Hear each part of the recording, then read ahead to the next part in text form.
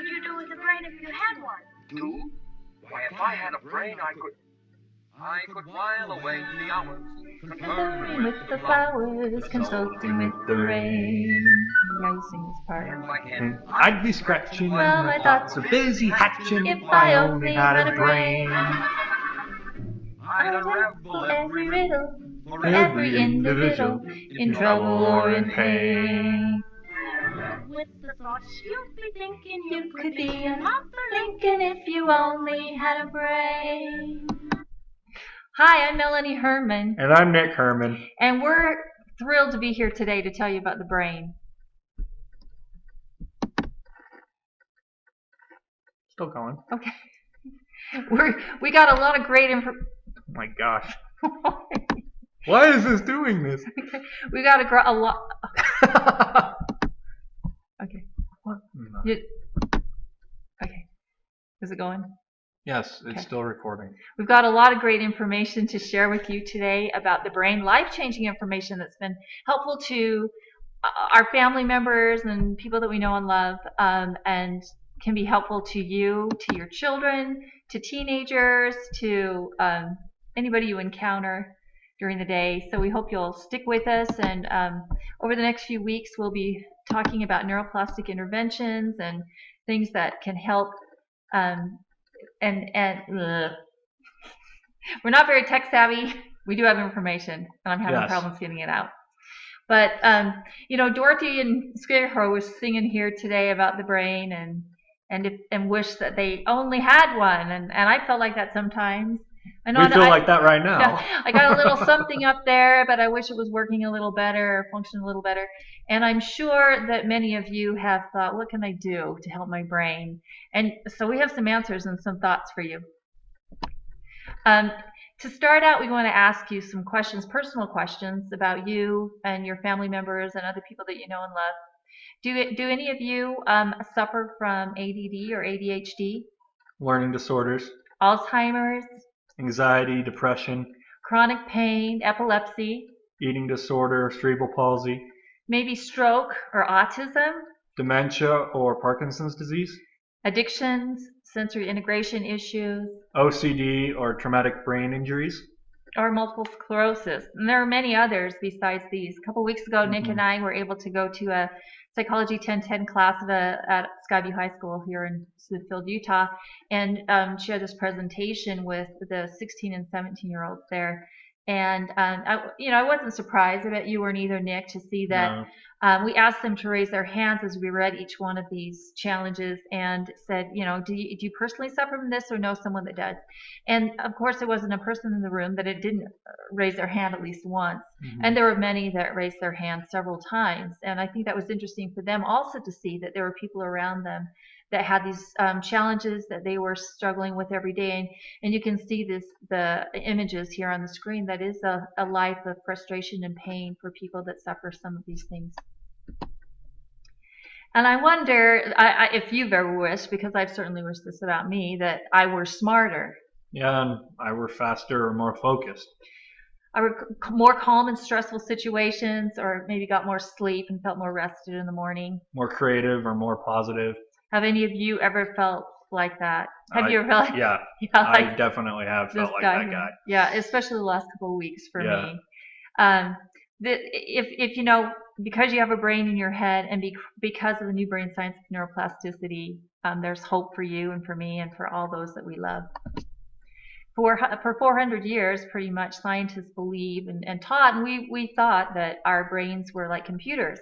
And if there was a glitch or an error or a broken piece, if there was an invasion or something broke down, pretty much we had to endure, and eventually our brain or the computer just wore out, and it had to be discarded and purchased a new one. Yep. If your computer broke or your brain broke, it's broken. So sad, too bad. It is what it is. So just live the best life you can with that broken equipment. Yep. But just in the last 10 or 20 years, we're in the age of the brain, and because of technology, the advancements in technology and brain imaging, we now know something that many of us already knew, and some scientists already knew, is that the brain is in reality plastic, and that you are not your brain, and your destiny isn't determined by your current brain function, whether you have an intrusion in your brain or whether you have a disability or a debilitating circumstance in your life. You're not a victim of that. You are not your brain. And there are things that we can do to change our brains.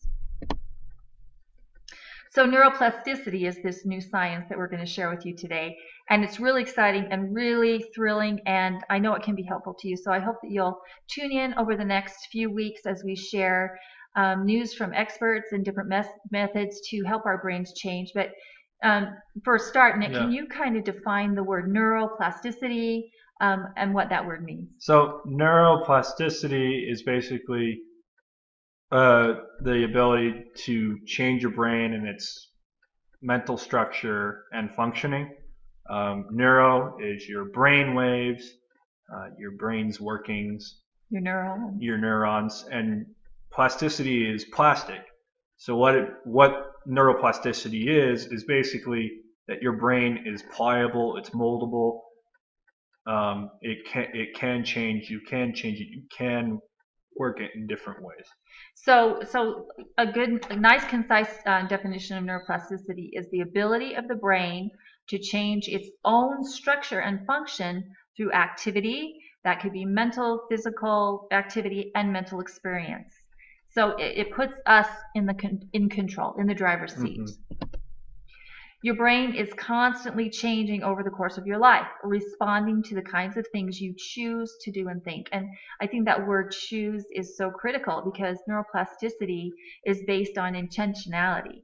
And you have to have an intention, and you have to have a purpose or a goal, and then you have to put the energy or the effort toward that goal to make things happen. Your brain does change constantly just in day-to-day living, and often we get we get stuck in thought patterns and habits and destructive behaviors that just become automatic to us, and we don't even think or consider that they're happening.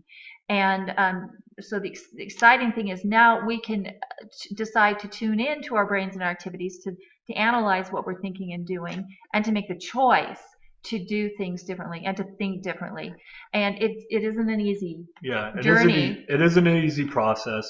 As you see in the pictures that we'll discuss in a couple minutes, I guess, that it does take a lot of work. You see these brains in this slide, lifting weights. It does take a lot of hard, strenuous work, but it's definitely helpful in the end. Yes. So we love to use the example from Victor Hugo's Les Mis and the example of Jean Valjean, who was a victim of circumstances, was trying to save the life of a starving nephew and stole the loaf of bread, and then was thrown in prison and became a slave of the law for 19 years. And at the end of that 19 years, well, actually he ran from the law, and he found shelter in the home of a priest, and made a decision there that night, even though the priest was helpful and kind and loving, to take what he could and run again. Yeah. And he did that, and then what happened to him? And then he got caught, and then he got brought back to the monastery, I guess is what it was. And the guards told the priest, he had the nerve. This guy stole your silver, and he had the nerve to tell you tell us that you gave it to him. And the priest basically said, yes, that's right. And I also want to give him these 2 silver candlesticks that are pretty expensive, valuable monetary value. And he basically told the guards to let Jean Valjean go.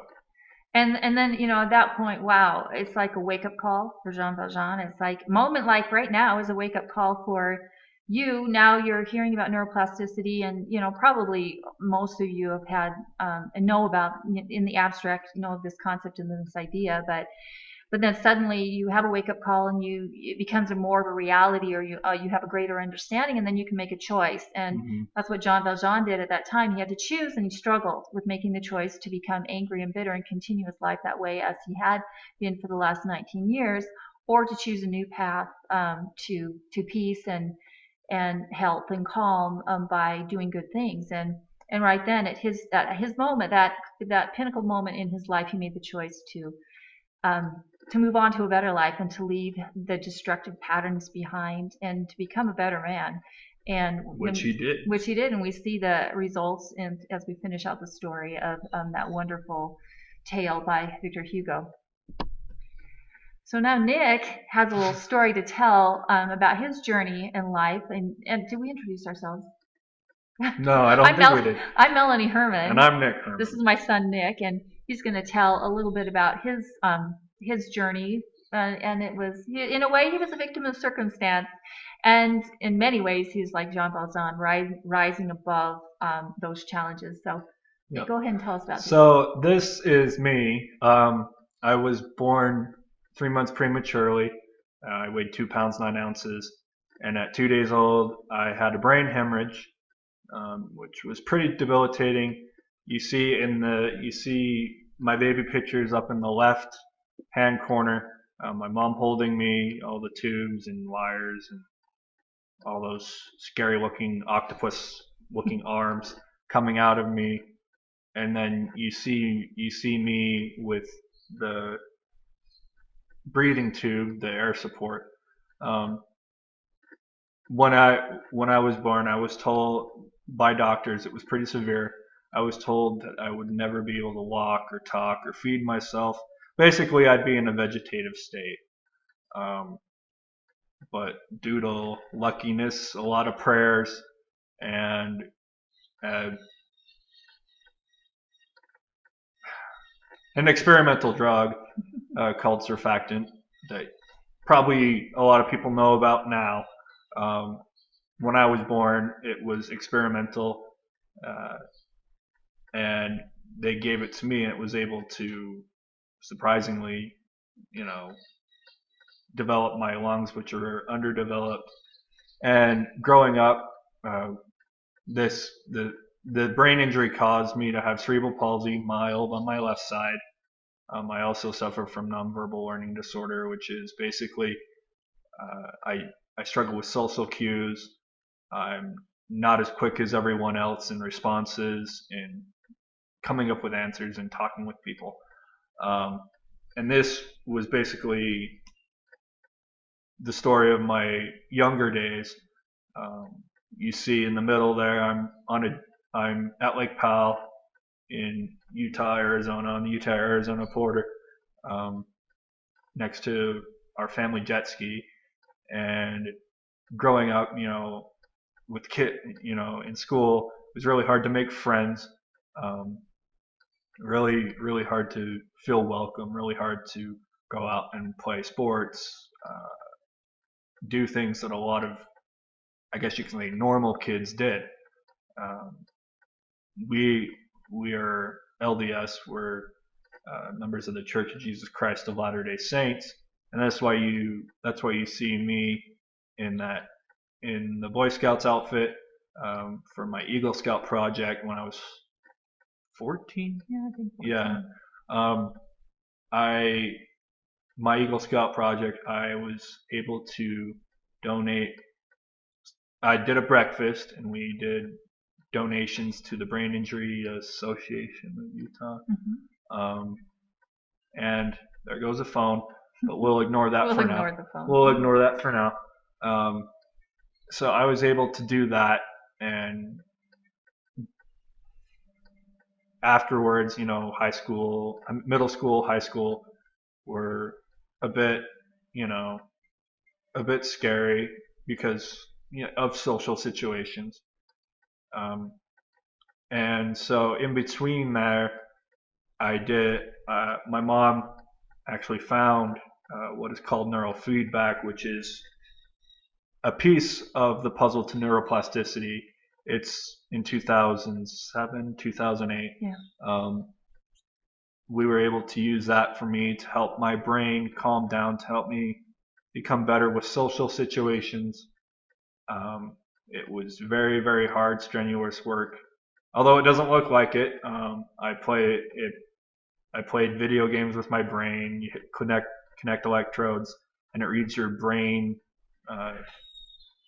EEGs and stuff like that. So there's somebody coming in and walking out, but we can deal with that. Soon after that, I went to turn in my mission papers. We serve when you're 19 years old. When men are 19 years old, they serve what are called missions in the church, and we basically go out for 2 years of our lives and preach the gospel of Jesus Christ to people who have not heard it. And while I was waiting for my get-go, we realized that I turned in my papers. It takes 2 weeks to get the papers, but after 2 weeks they didn't come. A couple weeks later, they still didn't come, and about a month later we got a call from our stake president, one of our leaders, that said come into his office and basically just talk to him. And my mom, my dad, and me went in, and he got a letter, and the stake president got a letter from the church saying that I was honorably released because of my disabilities. We were all torn apart. I had a hard time, dealing with that. But soon after, we went back to the stake president. I said, I want to serve a mission, and so can you send those papers in again? And they did. And then September of 2008, I got my mission call to Tallahassee, Florida. In the middle, you see me with my mission companion. He was a really nice guy. We served in the MTC for 3 weeks for training, and then we went out to our respective missions for 2 years. But due to knee injury, I had to come home early after 14 months, I think it was. Yeah, and when Nick got home, we had done neurofeedback in between that period while we were waiting for them to reconsider his mission call. We did extensive neurofeedback and other things to help him feel confidence as a missionary. But when he got home, he went right to work in college and LDS Business College. LDS Business College in Salt Lake, and then I came back to Cache Valley, where I went to Utah State University and got my bachelor's degree in communications and business. And during that time when he was at Utah State University, we discovered a program called Processing and Cognitive Enhancement, which was a program to help increase your cognitive abilities, such as working memory and processing speed and things like that. Yes. But you see this great picture of Nick last summer receiving his diploma at his graduation. So these people you probably all recognize. They're really famous. They have dealt with debilitating circumstances in their lives. It doesn't have to be just the brain, but some of these people have dealt with just debilitating circumstances. Like I said, the guy you may all recognize, Bill Gates, in the upper left-hand corner.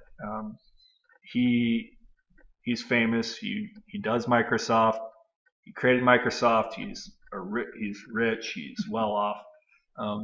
But when he first started his first business, it failed miserably. He even to the point where he was trying to go and introduce his prototype to many investors. The prototype didn't even work. So that was kind of a letdown in his life. But he was able to decide, I'm not going to let this define who I am. I'm going to be a better person, and he is who he is today. You see Oprah Winfrey. She was sexually abused by family members, had a child at 14. That child ended up dying, and you could see that she would probably, be pretty angry about that, but she didn't let that define who she was. She's now a famous talk show host. Um, and I'll just go over a couple more.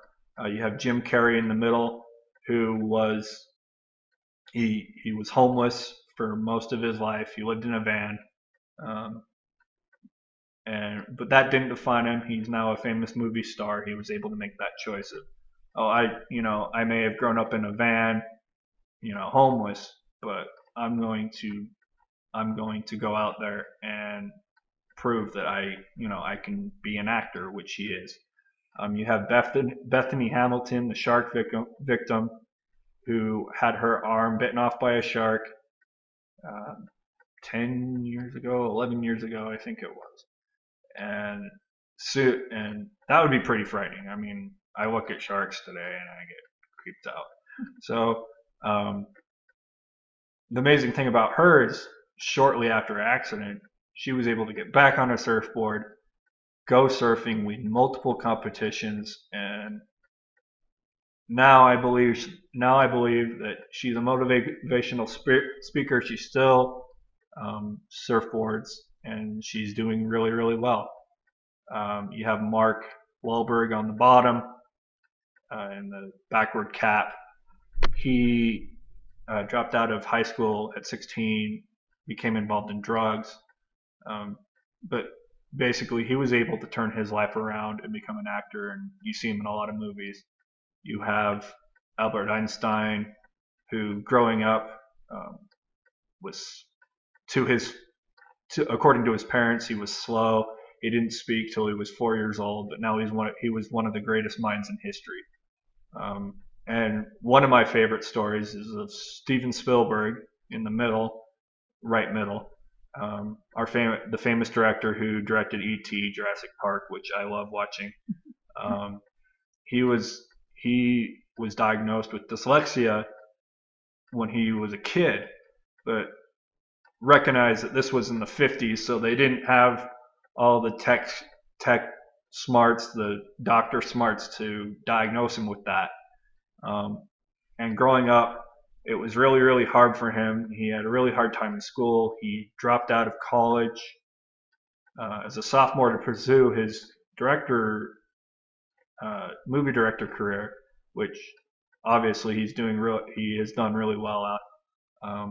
But his story is he had a meeting with his family, and his family wanted his kids to go to college, and the kids were like, well, why, Dad? You never went to college. And he felt bad about this comment, so he decided to made the decision to return to school after being diagnosed with dyslexia in 2007 and get his degree, in which he did. He went to Long Beach State and earned his degree there, and now his kids, if they haven't already, they are on their way to college as well. So these are just some people who have dealt with circumstances in their lives, but they've changed their lives, and they've turned their life around.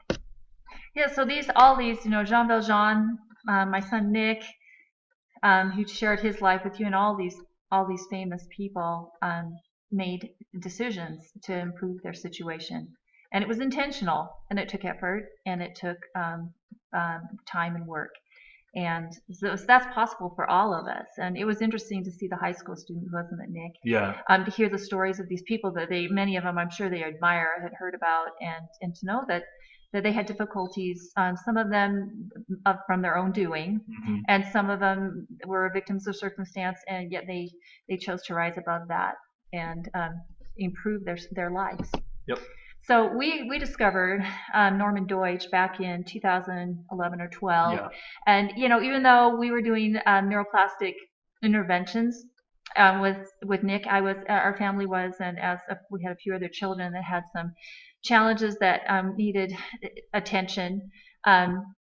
Norman Deutsch's book was such a great culmination of information and the science. The Brain That Changes Itself is the book that I discovered in 2012 and was pretty much life-changing, I think, for me personally, as well as for my children and those that I love, to learn about the brain science and the actual ability of the brain to change physically based on our decisions, our choices, our thoughts, and our activities, and that we can do things, even things with traumatic brain injury, cerebral palsy, cognitive deficits. Those can be increased. And as a school teacher, I was taught to teach to the strength, and that was good. That was what we did.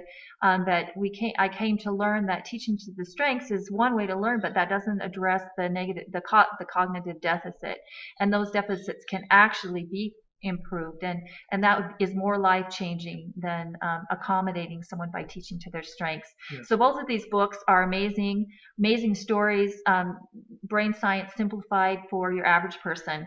And throughout our series, our podcast series, we will be sharing many other experts, and they're reading their books and their expertise. So we just wanted to start with Norman Deutsch because he gives such a wonderful overall insight into neuroplasticity. Yes. And the different things that can be improved based on that science. One thing from Dr. Deutsch's book that I think is so extremely helpful is the analogy he uses of forming new neural pathways in our brain.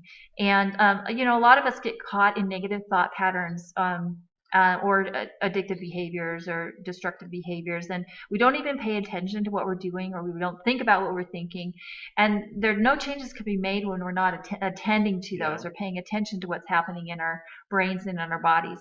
But he uses, Norman Deutsch has used the analogy of a ski slope, and you go to the top of the ski slope and you're going to pick a path that looks pretty interesting, maybe exciting and thrilling, but also, pretty easy as you go up there, and you go down your first trip, and wow, that was awesome. And so you go again, and you go again and again and again and again, and pretty soon that becomes your habit, and you don't even really have to think when you get to the top of the slope. Your skis will automatically go in that groove that you've worn in the snow by continual use of that same pathway. And that's often what happens when our lives, with our thoughts and our behaviors, they become automatic, and we don't really think about them and what's happening and where they're taking us often until we come to a crisis or something. Hopefully a lot of us have positive behaviors and patterns and good habits, but life is just so challenging sometimes that I know most of us probably have destructive thought patterns. So how do we form a new neural pathway in our brain after we've worn this groove in our brain structure? Well, Norman Deutsch suggests that now when we go to the top of the ski slope, and now that we're paying attention and we're to what exactly we're thinking and doing, and we have desire to change, we can go up there at the top and we see a new path. And we think, I don't want to go down.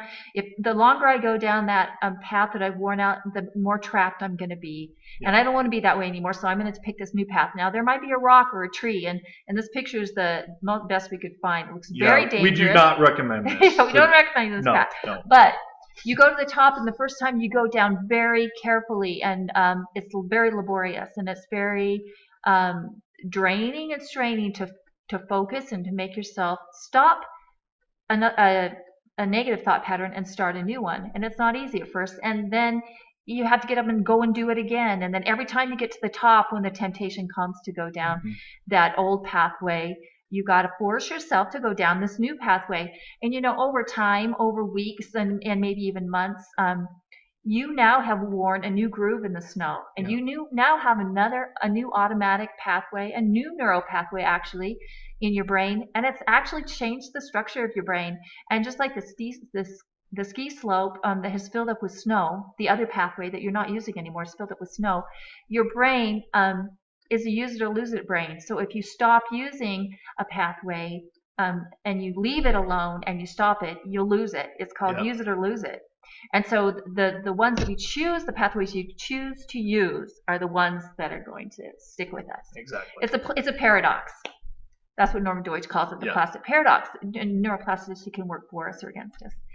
Okay, so we talked a little bit about imaging, and this is an example of how technology, Neurofeedback, yeah. technology is showing us changes in the brain. We don't have to wonder if this is true or science. We know that it is. So these are the pre and post EQEEGs of a person that had neurofeedback training.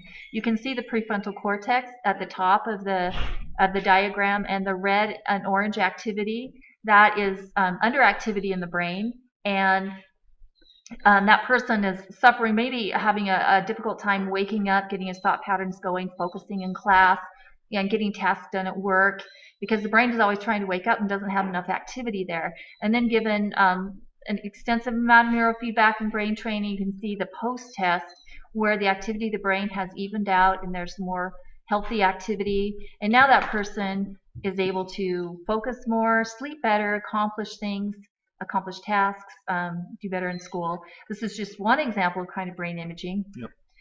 The next one, Nick, why don't you talk about this imaging? This next one is basically the same idea, but with the addicted brain. So anything to do with drugs or alcohol. So basically, you see the normal brain on the left. You see the effects of alcohol. That the effects of what alcohol does to the brain. It damages the brain pretty severely. But you see on the, as well as you see on the bottom with methamphetamines, it causes the brain to become hurt, I guess. Yeah, and actually the dark spots in those images are actually, there's an insufficient blood flow and activity though. So the healthy brain has a nice good blood flow throughout, and the addicted brain there, you see there's an awful lot of places where it's not getting the supply and the nourishment that it needs. And the addicted brain on the right shows that the distinct changes that have been made from a person who may have, in this situation, it's heroin. You see how normal it looks. It has it has blood running through it. It's healthy. It's great. And then you can see that after heroin use, it doesn't look right. It looks like cauliflower, and I don't like cauliflower.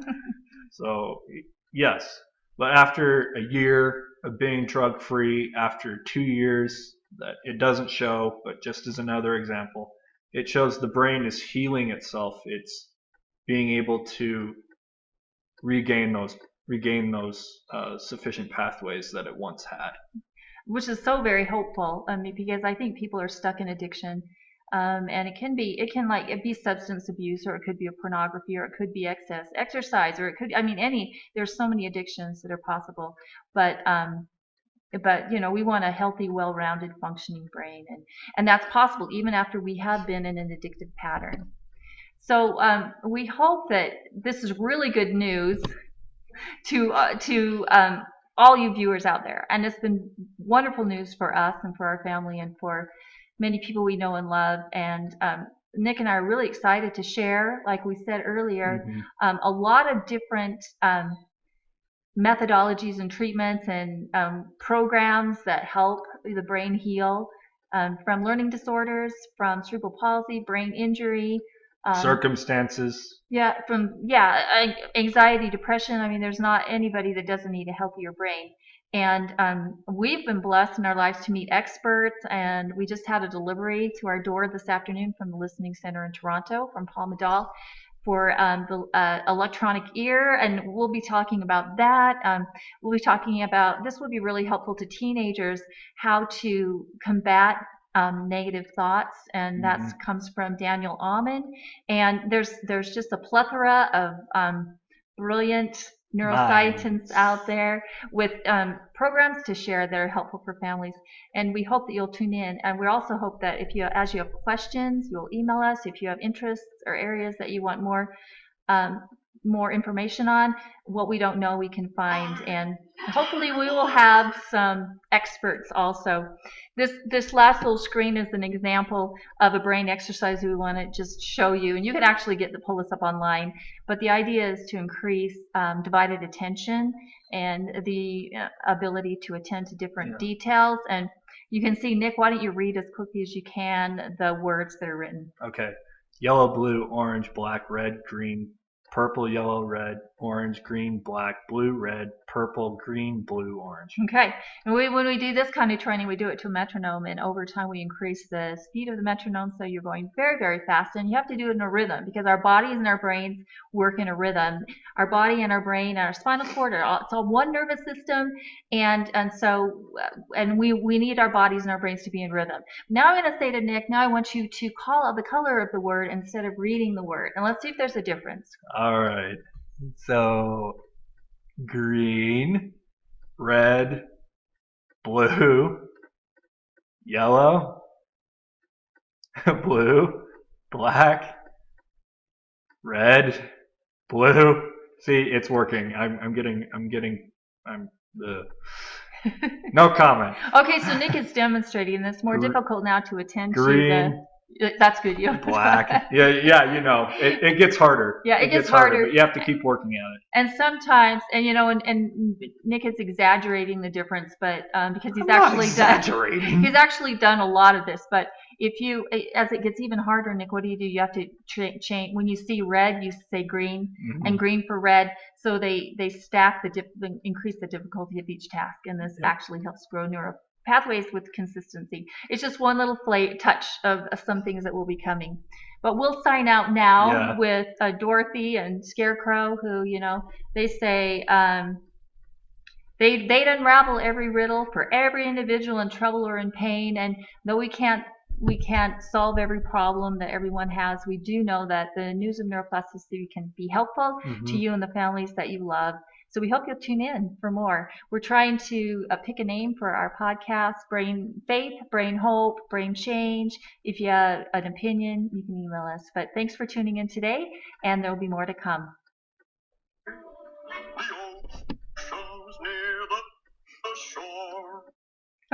Oh my gosh. Our music's off a little. Yeah. Sorry.